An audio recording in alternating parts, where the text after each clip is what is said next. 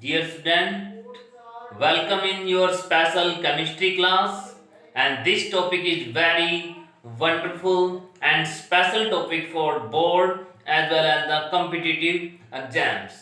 The name of this topic is abnormal molecular mass.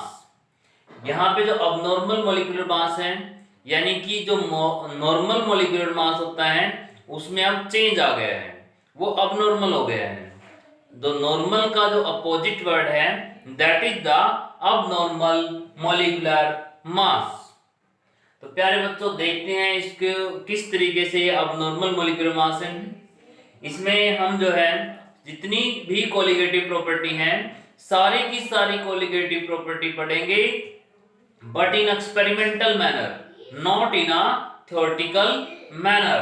तो देखिए प्यारे बच्चों एक एक करके जो है इसके अंदर जो है abnormal molecular mass कैसे बनेगा। This may be due to the association and this may be due to the dissociation and this may be due to the association। Means जब हम किसी पार्टिकल को वाटर में ऐड करते हैं या जो भी सॉल्वेंट सिस्टम है उसमें ऐड करते हैं तो हो सकता है कि वो पार्टिकल जो हमने ऐड किया है उसके दो पार्ट बन जाए, तीन पार्ट बन जाए, चार पार्ट बन जाए। और ये भी हो सकता है कि हमने जो पार्टिकल डाले हैं उन्होंने दो दो के गुच्छे बना लिए हैं। मीन्स एसोसिएशन भी हो सकती है, वो पार्टिकल आपस में जुड़ के बड़े भी बन सकते हैं और वो पार्टिकल टूट के छोटे भी बन सकते हैं। तो जब छोटे बनेंगे तो उनका मॉलिक्यूलर मास डिक्रीज करेगा और उनका नंबर इंक्रीज करेगा।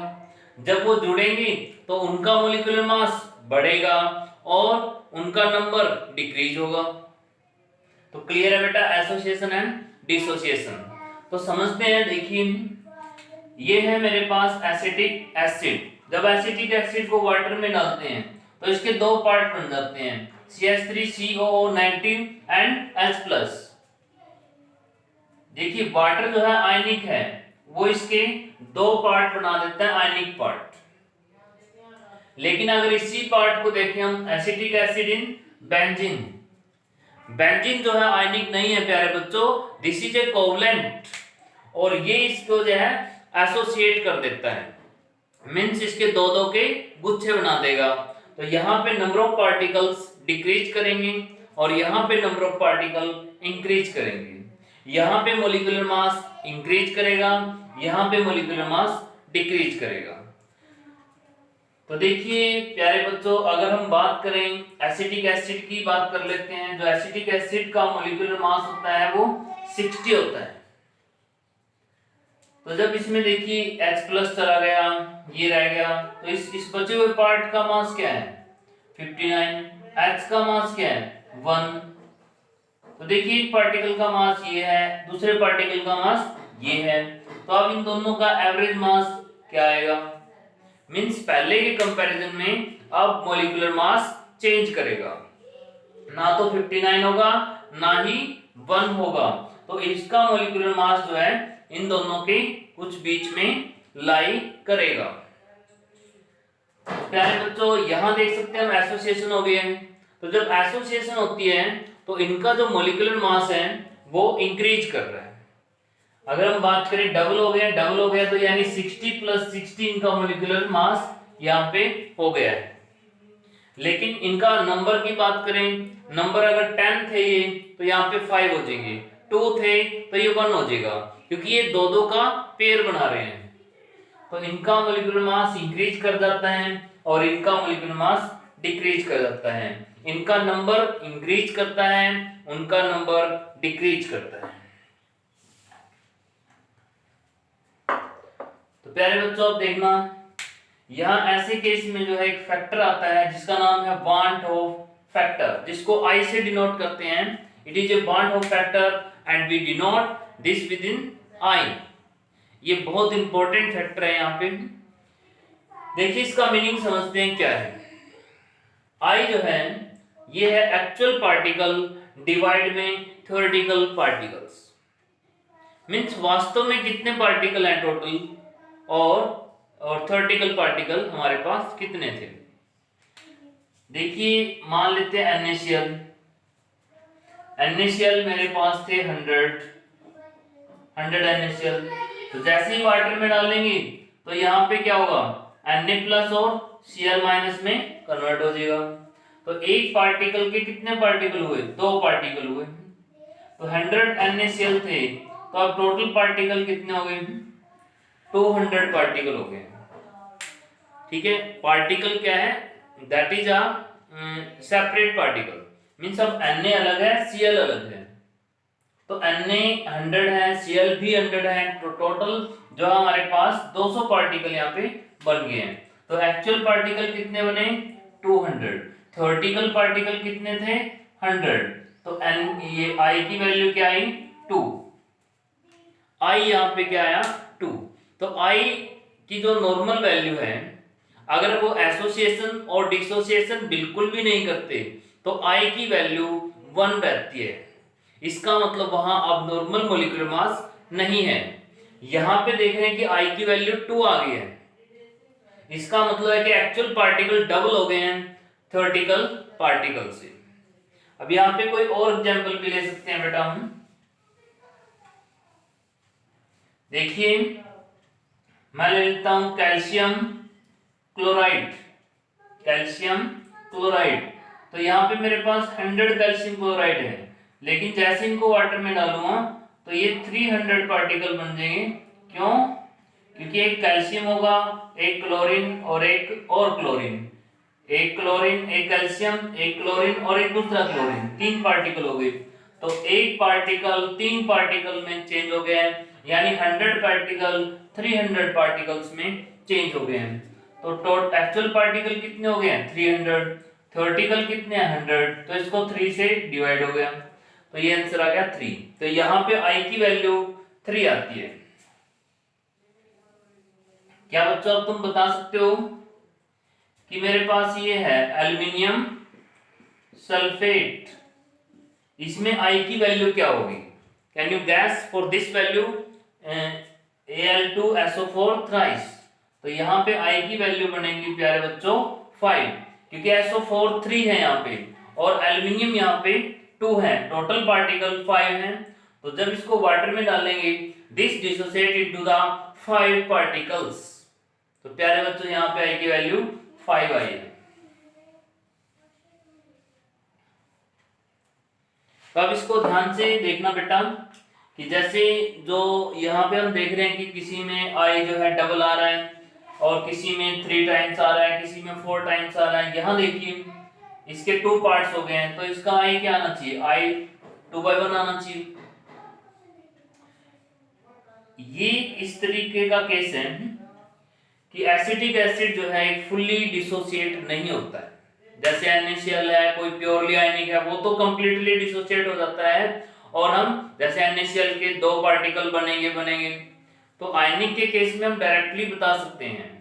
बट जो पूरी तरह से आयनिक नहीं है, जैसे ये पूरी तरह से आयनिक नहीं है, तो इसके बारे में कुछ कहना, 2 का कहना कुछ हम श्योर नहीं करेंगे कि दिस इज 2। इस टाइप में क्या होता है कि ये होता है, जैसे मान लो मेरे पास 100 पार्टिकल थे, उसमें क्या हुआ कि 10 पार्टिकल तो आगे ब्रेक कर गए, 10 एसिटिक एसिड तो चेंज हो गए डिसोसिएशन में, लेकिन 90 जो एसिटिक एसिड हैं वो ऐसे के ऐसे रहे, देयर इज नो चेंज। ध्यान से समझना बेटा, यहाँ पे ऐसे भी हो सकता है कि वो पार्टिकल सारे के सारे ब्रेक ना करें, क्योंकि कोई जरूरी नहीं है। अगर वो स्ट्रॉन्ग इलेक्ट्रोलाइट है दैट विल ब्रेक कंप्लीटली, अगर वो स्ट्रॉन्ग नहीं है तो वो ऐसे डिसोसिएट नहीं करेगा कंप्लीटली। वो जो है 10% डिसोसिएट कर गया, 5% डिसोसिएट कर गया, तो ऐसे जो है हो सकता है। तो यहाँ पे देखिए टोटल पार्टिकल कितने थे, थ्योरेटिकल 100, I की वैल्यू निकाल रहे हैं, 10 ने डिसोसिएट किया, जो 10 डिसोसिएट हुए वो टोटल कितने बन गए, 20। अब बिना डिसोसिएटेड पार्टिकल कितने थे बेटा, 90। अब 10 डिसोसिएट हो गए, कितने बन गए, 20, तो 20 ये बन गए, 90 विदाउट डिसोसिएशन। तो आंसर क्या आया, 110 डिवाइड में 100, यानी कि 1.1। I की वैल्यू आई 1.1। 1, 2 नहीं आई यहाँ पे प्यारे बच्चों, 1.1 आई। एक बात तो श्योर होती है डिसोसिएशन में कि पार्टिकल का नंबर इंक्रीज होता है। अगर वो कंप्लीट इलेक्ट्रोलाइट है तो डबल या ट्रिपल या 4 टाइम ऐसे होगा। अगर वो वीक इलेक्ट्रोलाइट है तो उसका नंबर जैसे 1.2, 1.3, 1.4 ऐसे होगा। 1.1 का मतलब है कि उसने 10% डिसोसिएशन शो किया है। 1.2 का मतलब है 20% डिसोसिएशन किया है। 1.3 का मतलब है 30% डिसोसिएशन शो किया है।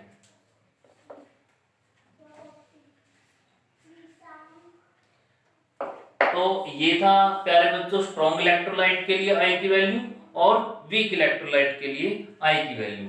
अब हम एसोसिएशन का केस भी देख लेते हैं कि मान लो हमारे पास 100 पार्टिकल थे और 100 के 100 सारे के सारे एसोसिएट कर जाते हैं।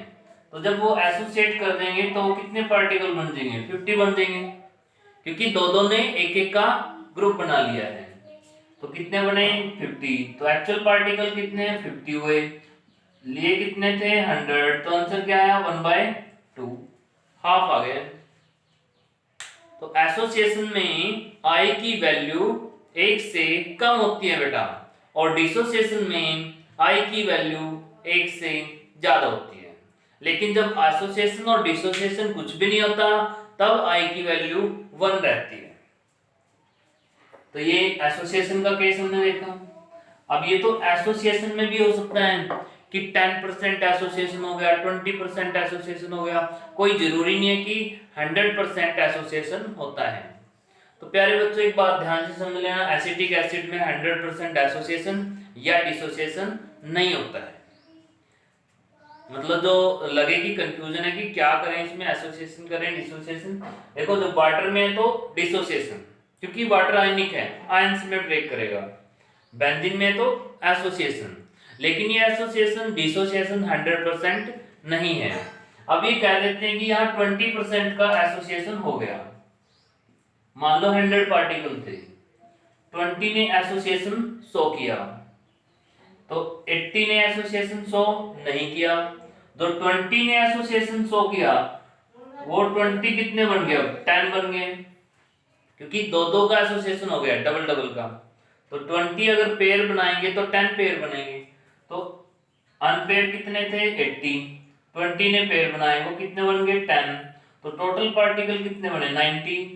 और थ्योरेटिकल कितने थे? 100। थ्योरेटिकल हमारे पास 100 पार्टिकल थे और ये 90, तो ये आंसर आ गया 0.9। एसोसिएशन में जो है वैल्यू 1 से लेस आती है। तो देखिए इस तरीके से जो हम इनको समझते हैं, आई की वैल्यू को।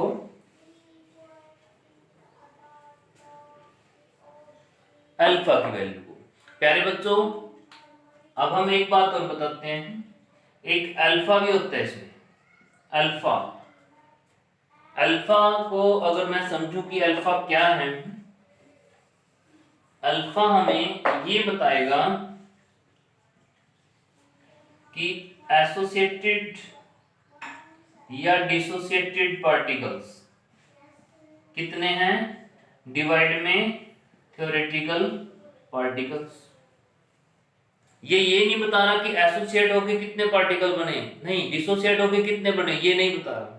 ये सिर्फ इतना बता रहा है प्यारे बच्चों कि एसोसिएशन कितने पार्टिकलों ने किया, डिसोसिएशन कितने पार्टिकलों ने किया, सारे के सारे पार्टिकलों ने किया या आधे ने किया या 1/4 पार्टिकल्स ने किया, तो कितने पार्टिकलों ने किया।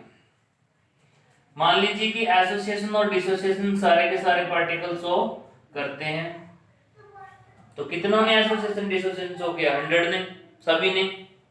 थ्योरेटिकल कितने थे? 100। तो अल्फा की वैल्यू क्या है इसमें? 1 आई। मींस जब सारे के सारे पार्टिकल एसोसिएशन या डिसोसिएशन शो करते हैं तो प्यारे बच्चों अल्फा की वैल्यू 1 आती है। अब हम समझते हैं कि अगर 50% ने एसोसिएशन किया, 50 ने एसोसिएशन किया, टोटल थे वो 100, 50 ने 100 किया, तो क्या आंसर आया? हाफ। मीन्स 50% पार्टिकल ने एसोसिएशन या डिसोसिएशन किया, बाकी ने नहीं किया। तो अल्फा यहाँ पे इंपॉर्टेंट है।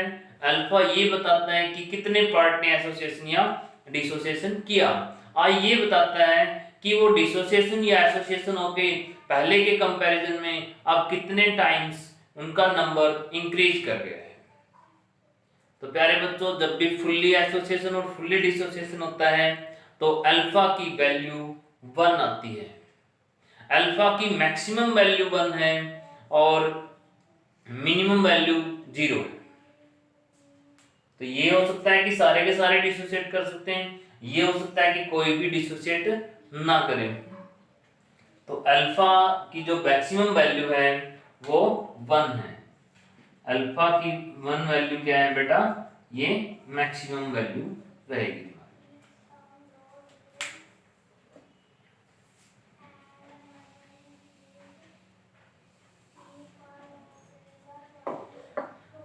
तो देखिए, अगर हमें डायरेक्ट पता लग जाए कि ये तो 3 टाइम्स इंक्रीज होंगे, इसके पार्टिकल 2 टाइम्स इंक्रीज हो जाएंगे या हाफ हो जाएंगे, मींस सारे के सारे एसोसिएट हो जाएंगे, सारे के सारे डिसोसिएट हो जाएंगे, उस केस में हमें अल्फा की जरूरत नहीं होती।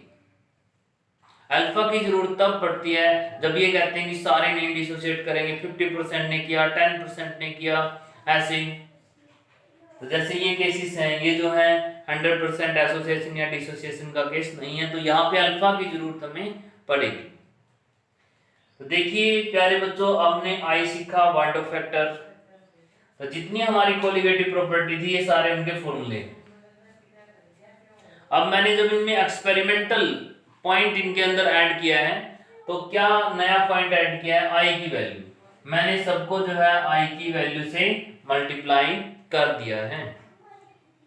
अगर ध्यान से समझें, अब ये कोलिगेटिव प्रॉपर्टी क्या बन गई तुम्हारी, थ्योरेटिकल या फिर एक्सपेरिमेंटल कोलिगेटिव प्रॉपर्टी। तो प्यारे बच्चों, ये जो है अब एक्सपेरिमेंटल कोलिगेटिव प्रॉपर्टी बन गई है, क्योंकि आई ने इसके साथ मल्टीप्लाई कर लिया है। प्यारे बच्चों, बता सकते हो कि ये जो पार्ट है इतना, क्या ये भी एक्सपेरिमेंटल है? नहीं, ये थ्योरेटिकल कोलिगेटिव प्रॉपर्टी, ये एक्सपेरिमेंटल कोलिगेटिव प्रॉपर्टी, और ये आई। तो आई किसके इक्वल हो गया, एक्सपेरिमेंटल कोलिगेटिव प्रॉपर्टी। ये फैक्टर इस साइड आएगा, डिवाइड में हो जाएगा, थ्योरेटिकल कोलिगेटिव प्रॉपर्टी। तो देखिए आई का दूसरा फॉर्मूला भी दिया है, ऑब्जर्व्ड कोलिगेटिव प्रॉपर्टी। ऑब्जर्व्ड होता है एक्सपेरिमेंटल, थ्योरेटिकल कोलिगेटिव प्रॉपर्टी। देखिए यहीं से फॉर्मूला यहां भी आ गया।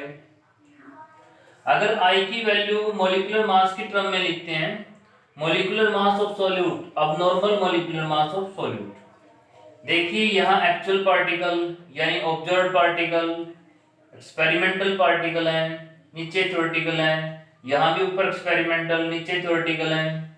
लेकिन यहाँ क्या है, यहाँ थ्योरेटिकल है, यहाँ एक्सपेरिमेंटल है, उल्ट गया है। क्योंकि जो कोलिगेटिव प्रॉपर्टी है उसमें कोई भी कोलिगेटिव प्रॉपर्टी देखें हम, तो जो उसमें मॉलिक्यूलर मास होता है वो नीचे आता है, कोलिगेटिव प्रॉपर्टी से इनवर्सली होता है। तो कोलिगेटिव प्रॉपर्टी और मॉलिक्यूलर मास जो है बेटा इनवर्सली होते हैं, तो इसलिए यहाँ पे ये वैल्यू चेंज कर दी है। मॉलिक्यूलर मास थ्योरेटिकल ऊपर है और एक्सपेरिमेंटल मॉलिक्यूलर मास यहाँ पे नीचे है। तो प्यारे बच्चों, ये जो आई निकल के आया है, जो एक्सपेरिमेंटली हुआ है, उसका जो फैक्टर है आई, हमने सारी कोलिगेटिव प्रॉपर्टी में ऐड कर दिया है। अब देखिए वो क्या करते हैं, पेपर के अंदर डायरेक्ट आई नहीं देते हैं हमें, तो हमें वो क्या देते हैं, वो कई बार हमें अल्फा देते हैं। अल्फा कितने परसेंट ने डिसोसिएशन किया, इतने ने नहीं किया, तो वो अल्फा दे देते हैं, तो आई हमें निकालना होता है। तो ये डायरेक्ट फॉर्मूला है जो तुम्हारे लिए यूजफुल है। Alpha equal to I minus 1 N minus 1। ये है डिसोसिएशन के लिए, डिसोसिएशन के लिए, और ये है प्यारे बच्चों एसोसिएशन के लिए। अब इसमें समझते हैं, देखिए अल्फा क्या है। अल्फा का मीनिंग तो हमने क्लियर कर लिया था कि कितने पार्टिकल एसोसिएशन या डिसोसिएशन करते हैं और टोटल पार्टिकल कितने हैं प्यारे बच्चों। जो ये n है यहाँ पे, n क्या होता है, n वो नंबर है जो पार्टिकल एसोसिएट या डिसोसिएट करते हैं। जैसे मान लो NaCl है, NaCl के कितने पार्ट बनेंगे 2, तो यहाँ पे n की वैल्यू 2 हो जाएगी। अगर एल्यूमिनियम ट्राइक्लोराइड है तो इसमें कितने पार्टिकल बनेंगे 4, एक पार्टिकल के 4 बनेंगे, तो n की वैल्यू यहाँ 4 होगी। NaCl में 2 होगी, एसिटिक एसिड में 2 होगी। तो प्यारे बच्चों ये है डिसोसिएशन के लिए और ये है एसोसिएशन के लिए। इसमें क्या चेंज है, यहाँ पे n है और इसमें 1/n है। जैसे इसी के लिए बात करते हैं कि 2 पार्टिकल थे, 2 पार्टिकल कितने बन गए प्यारे बच्चों, 1 पार्टिकल बन गया है। अब तो ये 1 पार्टिकल बन गया 2, तो मैं यहाँ पे n की वैल्यू क्या पुट करूंगा, यहाँ पे n की वैल्यू में कितने पार्टिकलों ने एसोसिएशन दिखाई, गुच्छे कितने पार्टिकलों के बने, 2 के बने, तो मैं यहाँ पे 2 नंबर यहाँ पे राइट करूंगा। यहाँ देखना है कि कितने ने एसोसिएशन किया, यहाँ देखना है कि उस पार्टिकल ने डिसोसिएट करके कितने पार्टिकल बनाए। तो यहाँ पे 2 और यहाँ पे अगर हम देखेंगे एक्चुअल पार्टिकल कितने बन गया 1/n, n की वैल्यू 2 रखूंगा तो हाफ आ जाएगा 1/2, यानी 2 थे तो वो हाफ बन गए, 1 थे तो हाफ बन गए, यानी हाफ नंबर ऑफ पार्टिकल्स यहाँ पे बन रहे हैं। तो प्यारे बच्चों यहाँ पे n की वैल्यू क्या रखनी है कि कितने कितने पार्टिकल एसोसिएट कर सकते हैं। यहाँ पे इन्होंने डाइमर बनाया, डाइमर मींस 2 का गुच्छा। ये हो सकता था, वैसे तो डाइमर ही बनाता है, ये स्पेशल केस है, डाइमर बनाते हैं। कोई और पार्टिकल होता है यहाँ पे और 3 के ऐसे पेयर बनाता, तो मैं n की वैल्यू 3 पुट करता। अगर यहाँ 3 के ऐसे गुच्छे बनते तो मैं n की वैल्यू 3 पुट करता प्यारे बच्चों। तो देखिए ये हमारी कोलिगेटिव प्रॉपर्टी बन गया। अब इसमें हमें समझना क्या है, एक तो ये क्वेश्चन है, एक ये क्वेश्चन है। एक ये जो कोलिगेटिव प्रॉपर्टी थी जितनी, उन सब के अंदर वेरिएशन आई है और i की वैल्यू यहाँ पे i है। अब कई बार i नहीं मिलता, डायरेक्ट हमें अल्फा दे देते हैं, तो अल्फा से i निकाल के हम यहाँ वैल्यू पुट कर देते हैं। कई बार वो इस क्वेश्चन में अल्फा पूछ लेते हैं, i दे देते हैं, अल्फा बताओ। तो अल्फा और i का रिलेशन प्यारे बच्चों आपको पता होना चाहिए। Alpha equal to i minus 1 n minus 1 and alpha equal to i minus 1 and 1/n minus 1। देखिए दोनों फॉर्मूले सेम है, सिर्फ डिफरेंस यहाँ पे n है और यहाँ पे 1/n है। तो आइए इन दोनों एसोसिएशन और डिसोसिएशन के दोनों केसेस को हम न्यूमेरिकल से समझेंगे बेटा, और you will tell by solving numericals. अब देखिए ऐसे भी बोल देते हैं कि NaCl मैंने डाल दिया, मेरी कोलिगेटिव प्रॉपर्टी की वैल्यू है 5, तो एक्सपेरिमेंटल कोलिगेटिव प्रॉपर्टी की वैल्यू क्या बनेगी। तो एक्चुअल में देखा गया कि पार्टिकल डबल हो गए हैं, तो जब पार्टिकल डबल हो गए हैं तो मेरी कोलिगेटिव प्रॉपर्टी भी डबल हो जाएगी, यानी 5 की जगह 10 आंसर आएगा। अगर मेरी कोलिगेटिव प्रॉपर्टी थ्योरेटिकल 10 है और मैंने कहा कि एल्युमिनियम ट्राइक्लोराइड AlCl3 को डाल दिया है, तो कोलिगेटिव प्रॉपर्टी क्या बनेगी, तो वो 4 टाइम्स इंक्रीज कर देगी, यानी 40 बनेगी। तो आइए इनको जो हम न्यूमेरिकल से समझते हैं बच्चों। तो देखो प्यारे बच्चों, इसको हम एक न्यूमेरिकल से समझते हैं कि एक न्यूमेरिकल से जो है इसको कैसे हम सोल्व कर सकते हैं। एक क्वेश्चन दिया है कि बेंजोइक एसिड 2 ग्राम है और बेंजोइक एसिड को बेंजीन में डिसॉल्व कर दिया है। बेंजोइक एसिड इज 2 ग्राम, उसको बेंजीन में डिसॉल्व कर दिया है। तो जब बेंजोइक एसिड को बेंजीन में डिसॉल्व करेंगे, बेंजोइक एसिड को बेंजीन में डिसॉल्व करेंगे, तो प्यारे बच्चों उसका क्या बनेगा, डाइमर बनेगा। डाइमर बनने से क्या होता है, ये केस प्यारे बच्चों ये किस चीज का केस है, this is a case of association. जैसे 2 बेंजोइक एसिड क्या बनाएंगे, वो अपना डाइमर बना लेंगे, means 2 benzoic acid one particle में कन्वर्ट हो जाएंगे। तो इसने पूछा है कि अल्फा परसेंटेज ऑफ एसोसिएशन यानी अल्फा कैलकुलेट करिए। इसने कह भी दिया कि डाइमर बनेगा। तो अगर वो नहीं भी कहते बेटा, जब बेंजीन में कोई भी कार्बोक्सिलिक एसिड हम डालते हैं तो वहां पे डाइमर 100% बनता ही बनता है। तो प्यारे बच्चों, हमें अल्फा निकालना है। तो अल्फा निकालने के लिए हमें सोचने की आई चाहिए। अगर मुझे आई मिल जाए तो अल्फा निकाल लूं, लेकिन आई कैसे मिलेगा?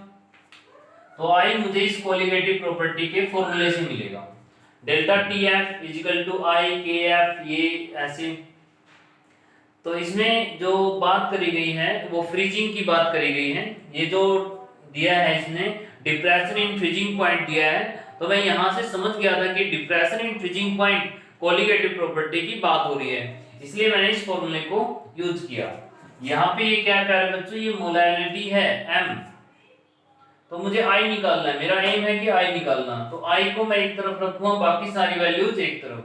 तो I एक तरफ रखा, ये M2 इससे मल्टीप्लाई हो जाएगा, W2 W1 इससे मल्टीप्लाई हो जाएगा, और ये KF W2 और 1000 ये सब डिवाइड में आ जाएगी। तो मैं इन सब की जो गिवन वैल्यूज हैं वो पुट कर देता हूँ। देखिए डेल्टा TF ये तो दिया हुआ था, ये M2 molecular mass of solute, benzoic acid का मोलिकुलर मास जो है वो 122 है, मैंने यहाँ पे पुट कर दिया है। क्योंकि बेंजीन का 78 है, उसमें 44 और प्लस कर दिए हैं, और फिर इसका मैंने राइट कर दिया था। वेट ऑफ सॉल्वेंट ये 25 ये दिया हुआ है। KF की value 4.9, W2 weight of solute benzoic acid का वेट 2 ग्राम, ये 1000। देखो बेटे, यहाँ पे राउंड ऑफ मत करना, क्योंकि अगर राउंड ऑफ करोगे तो यहाँ पे अल्फा की वैल्यू हो सकता है थोड़ी बहुत ऊपर नीचे हो जाए और 1 से बड़ी आ जाए। अगर ये 1 के नियर वैल्यू चल रही है, जैसे इसका आंसर 0.99 है, नियर टू 1, तो यहाँ पे हम राउंड ऑफ यूज करेंगे तो बड़ा अजीब सा भी लग सकता है। हो सकता है इसकी वैल्यू 1 से अबो आ जाए। अगर 1 से अबो आती है it mean this is very old, तो इसमें हम पूरी ही कैलकुलेशन करते हैं। तो 1.62 को इनसे मल्टीप्लाई करते हैं और इससे डिवाइड करते हैं। तो डिवाइड करने के बाद जो हमें i मिलता है, i मिलता है 0.504, i मिलता है 0.504। कोई बात नहीं बेटा, यहाँ पे अगर तुम 0.5 भी लिख देते हो नो प्रॉब्लम, 99% की जगह तुम्हारा 100% आंसर आ जाएगा। लेकिन अगर थोड़ा सा यहाँ पे एक्यूरेट चलते हो तो आंसर भी बिल्कुल एक्यूरेट यहाँ पे आएंगे। तो प्यारे बच्चों देखिए, जो i की वैल्यू है, यहाँ पे हम इस बात में श्योर हैं कि जो i की वैल्यू है वो 1 से लेस आएगी, क्योंकि ये एसोसिएशन का केस है। तो ये हमारा i आया।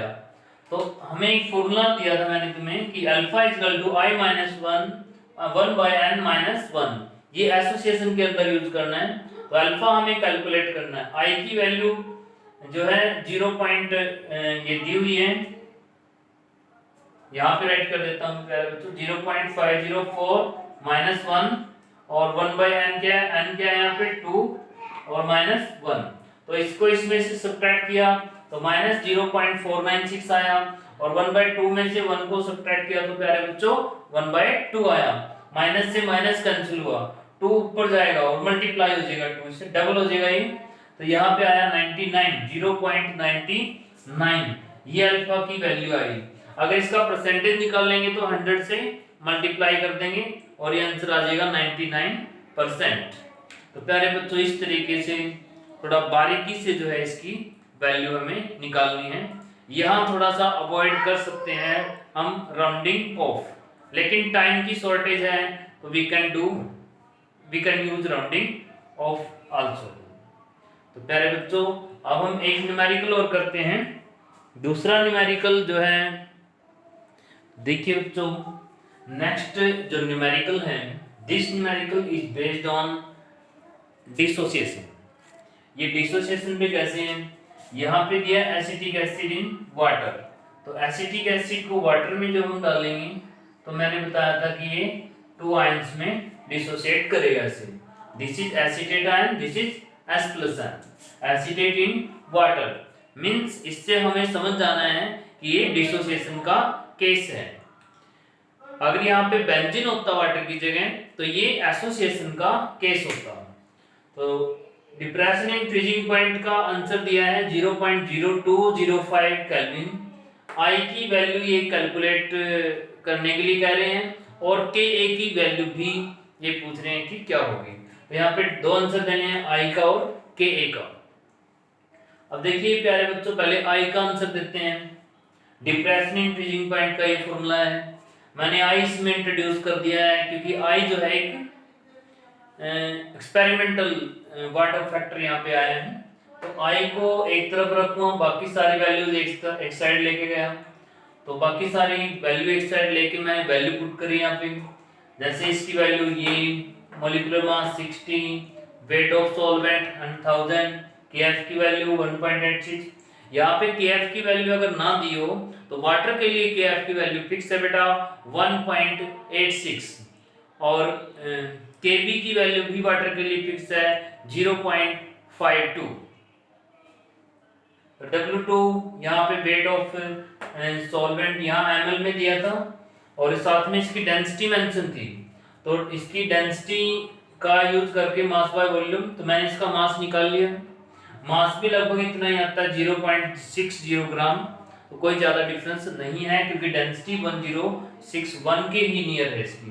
तो मैंने इसका वेट कैलकुलेट किया, ml को ग्राम में चेंज किया डेंसिटी के हेल्प से, तो यहाँ पे इसके ग्राम पुट किए 1000, ये सब पुट किया। तो ये सारी वैल्यू पुट करने के बाद जब हम आंसर निकालते हैं तो यहाँ पे मेरा आंसर आया है 1.07। ये मेरा अप्रोक्सीमेट आया है, मींस मैंने कुछ राउंड ऑफ यहाँ पे यूज किया है। इसका जो एग्जैक्ट आंसर है 1.04। तो यहाँ पे बच्चों ऐसे कोई प्रॉब्लम नहीं है, अगर आपका आंसर 1.07 आता है 1.04 की जगह, कोई ज्यादा यहाँ पे प्रॉब्लम नहीं है बच्चों। लेकिन यहाँ पे थोड़ी सी वैल्यू भी जो है वेरी कर देती है। अगर ये सिर्फ आई पूछते तो यहाँ कोई ज्यादा दिक्कत नहीं थी। तो कोशिश करिए जब आई और अल्फा का केस हो तो हम थोड़ा सा एग्जैक्ट सोल्व करें। तो आई की वैल्यू ये अप्रोक्सीमेट आई है और ये इसकी एग्जैक्ट वैल्यू है। तो अब आई के बाद ये पूछ रहे के ए कैलकुलेट करिए। अब देखिए प्यारे बच्चों, के ए का फॉर्मूला होता है C alpha square 1 minus alpha. ये फॉर्मूला आप +1 में कर चुके हो इक्विलिब्रियम के अंदर। जैसे के ए निकालते हैं किसी एसिड कांस्टेंट, तो C alpha square 1 minus alpha. C जो है बेटा ये कंसंट्रेशन होती है, अल्फा डिग्री ऑफ डिसोसिएशन या एसोसिएशन है। तो पहले हमारे पास क्या होना चाहिए, हमारे पास सी और अल्फा होना चाहिए। तो अल्फा मैं आई से कैलकुलेट कर लूंगा, मेरे पास आई है और इस आई की वैल्यू से मैं अल्फा कैलकुलेट करता हूं। Alpha equal to I minus 1 N minus 1। I की वैल्यू 1.04 माइनस 1 और ये वैल्यू पुट करके मैंने यहाँ अल्फा कैलकुलेट किया। कंसंट्रेशन होती है मोलैलिटी, यहाँ पे मोलैलिटी में कोई ज्यादा डिफरेंस नहीं होता बेटा। अगर आप मोलैलिटी नहीं कैलकुलेट कर सकते तो मोलैलिटी कर लीजिए, कोई प्रॉब्लम नहीं है। मैंने मोलैलिटी कैलकुलेट करी जिसमें मोलैलिटी की वैल्यू मेरी ये आई, तो मुझे कंसंट्रेशन भी मिली, मोलैलिटी अल्फा भी मिला ये। अब मैं के की वैल्यू निकालता हूँ, सी की वैल्यू ये पुट करी, अल्फा स्क्वायर है 0.04 0.04 1 माइनस 0। तो इसको सोल्व करके जो मेरे राउंडिंग वैल्यू आई है वो आई है 1.7 10 की पावर माइनस 5, जिसका एग्जैक्ट आंसर है 1.8 10 की पावर माइनस 5।